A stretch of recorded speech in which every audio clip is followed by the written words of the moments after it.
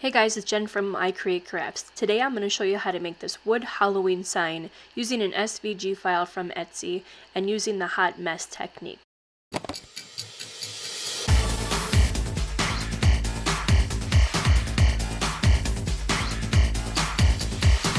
Okay, so this is a really quick and easy project you can do. You can even have your kids help you with this. So I'm starting in Design Space. I'm going to go to Upload because that's where I have my image. I have a bunch of them on here, but I'm going to use this Happy Halloween one. So I'm going to click on it and insert image. I thought this one would be kind of neat to use with the hot mess technique. I will tell you, I purchased this one and a lot of my other SVG files from Lou. She is awesome. Go out, check out Crazy SVG Creations. She can make you stuff. You can purchase stuff. I mean, it's the best prices that I've ever seen. This is not an endorsement. I do not get paid for this. I just wanted to throw it out there that she has a great Etsy shop and does a lot of awesome things. So if you're interested in this SVG, this is where I got it. So go check her out, Crazy SVG Creations. Alright, so back to Design Space. So I have my image here and I don't want to do anything to it except for change the size of it. I purchased a board from Menards. I'm going to make my sign roughly 12 by 10. I like to router my edges. I don't always put frames around them, so I'm going to router it. So I'm going to do my image 10 by 12. So I'm going to go up here, click the little lock button. I'm going to put my measurements in. So I'm going to do 10 by 12. And I'm just going to leave it the way it is. I will go up here to make it. Actually, I see that I like what I like with Lou's is she keeps them ungrouped, so you can change it or add the color or whatever you want to do. So before I go and make it, I have it selected already. I'm going to go down here to the bottom and click attach. Then I'm going to go ahead and make it, and I'm going to put it on just scrap vinyl that I have. It doesn't matter what color it is because I will not be using the vinyl on it. I will weed it out and I will show you the next step with my board. I'm going to go ahead and cut my board, router it, sand it a bit, and then apply my paint to it, the wet mess technique, which is pretty neat. I'm going to use 2 to 3 different colors. So I will show you that next step after I have this all cut out. Now that I have my design weeded and all ready to go, my next step is to measure my board and make the cut. After I measure the board, I cut it and then I sand it really well. You want to make sure that it's very soft and smooth to the touch before you even start the next process of painting. So the next step after you make sure your wood is nice and sanded is to put on your paint. And you can do this many different ways. I just went in one direction. More of the messy one is just kind of splotching paint wherever you want. For this particular sign, I just wanted to see what it would look like if I just went horizontally one way with each color.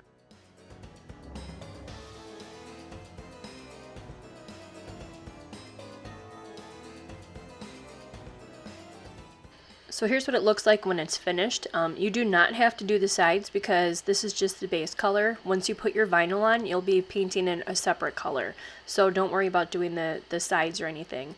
But here's what it looks like when it's finished. You can blend it if you want or leave it the way it is. I just kind of played around with it for a little bit to make it look a little better. Okay, so I waited a few hours. This is all dry to the touch. So I have my transfer here, or my vinyl. I did it in pink just because I had extra laying around and I don't use pink too often. And then I have my transfer paper here that I got from Craftables, my favorite kind. Excuse my hands, I was doing another project while this was drying. So all I do is peel back just a little bit and then carefully line it up.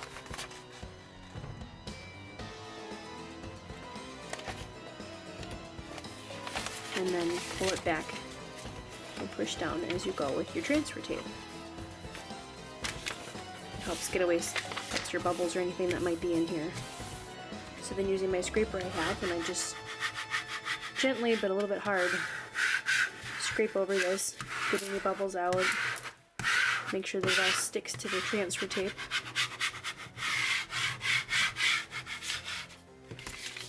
And then peel this back. I like to flip it over, just makes it a little bit easier for me. And I had some paint on the table from before. It's gonna get messy. So So just gently pull back, making sure that you don't get any pieces up.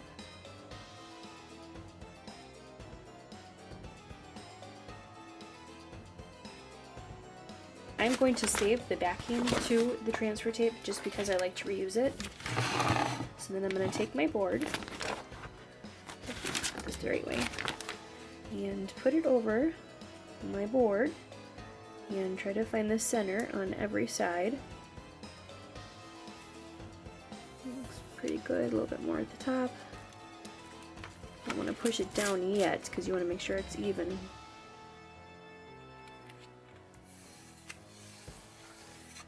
There. That looks pretty even.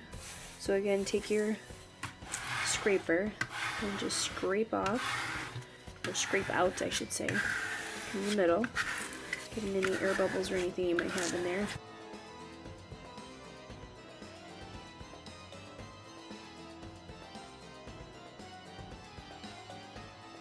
There. And then again, just slowly peel back.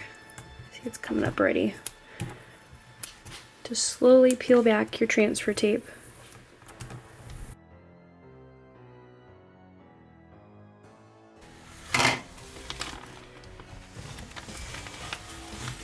Okay, so there we go. So I'm going to take my transfer tape and I'm going to put it back on the paper. It doesn't have to be perfect, so I can use it for another project.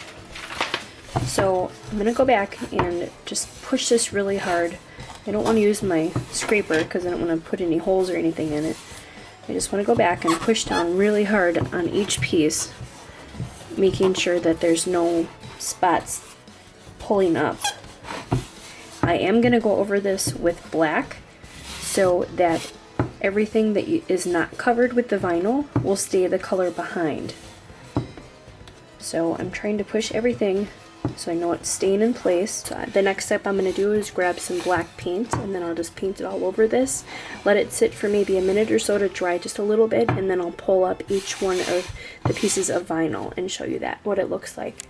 Okay, so now I'm ready. I have my paint. I'm choosing to use this Waverly chalk ink. It's black and it's just a little bit thicker, so I think that would help a little bit more to go over the color. So I just use a sponge brush, put a little bit on. You don't want to use too much because you really don't want it to go under the vinyl. And then very gently, I'm using very gently small strokes, go over and make sure you cover each spot.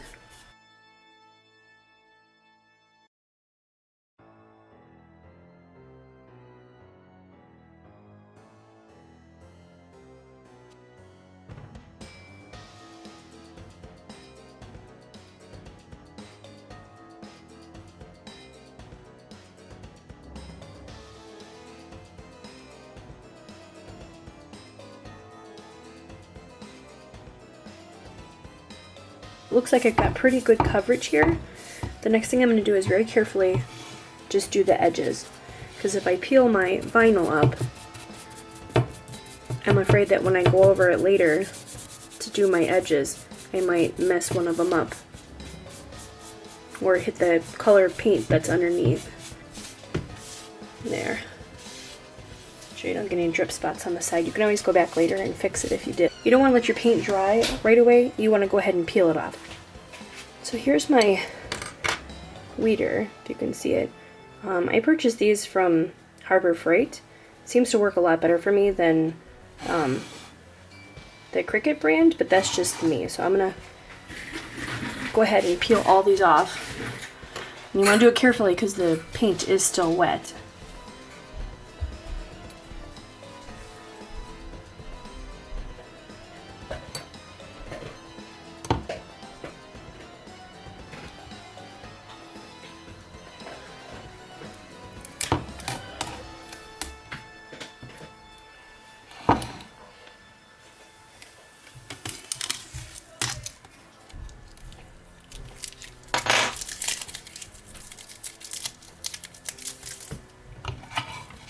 Okay, so here we are with the finished product. I think it turned out pretty well. I like how the colors came like that. And the part of the messy technique is you really don't care what it looks like. You could splotch it all over and do whatever you wanted, but I kind of wanted to keep like a uniform back and forth. So yeah, I really like how this turned out. I hope you enjoyed it, and I hope it helped you learn how to do things. Please subscribe and thumbs up and share if you like this.